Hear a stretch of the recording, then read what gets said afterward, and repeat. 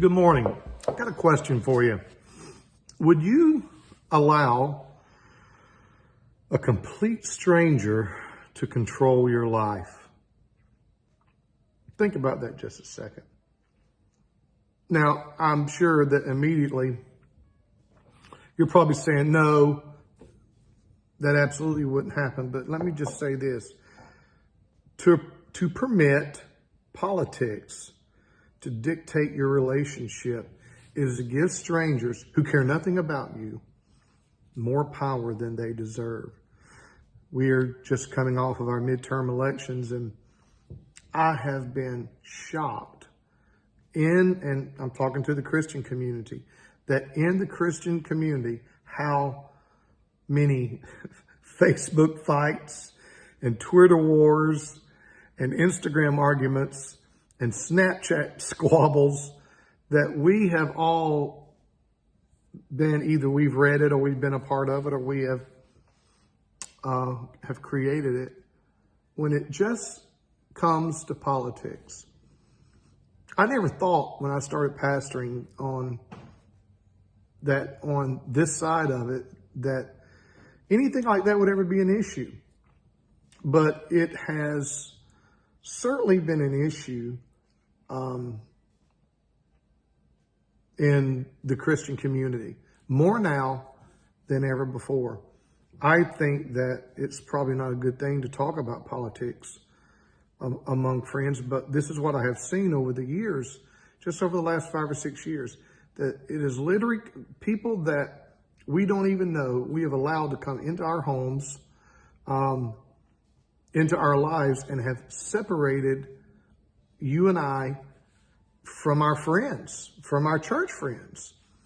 And what we have to understand is that, I remember Elder Thrasher telling me this one day, and he's right.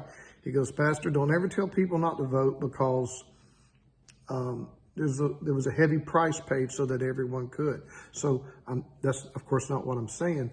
But it is amazing to me that, and I want you to hear this, that you can vote on whoever you want to, but the truth is you should never let that define you as a person, and it should not define you as your friends. And I said all this just to say this. Paul told Timothy this, and I want you to hear me really good. He said, preach to your congregation this, that you are a citizen of heaven. Did you hear what I just said? Now, we have our American citizenship here and all that. But Paul says your greatest loyalty in your life is not your citizenship to your country, but you are a citizen of heaven. That we should act like we are citizens of heaven. That we should conduct ourselves like we are citizens of heaven. That we should, in everything about what heaven represents and heaven is, and what heaven is, what we hope to be, that we should go ahead in this life and be citizens of heaven. And being a citizen of heaven is certainly not blocking friends and saying meanful and hurtful things on social media. That's not a citizen of heaven. And when we do stuff like this, we forget the teachings of Jesus. And one day his disciples looked at him and they said, should we pay taxes? And Jesus said, show me a coin.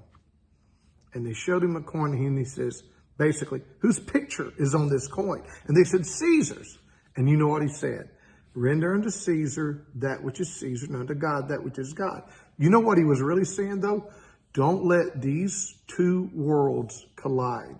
Keep them separate. Keep them separate. Don't let your citizenship of heaven be overclouded or overturned by your citizenship on this earth.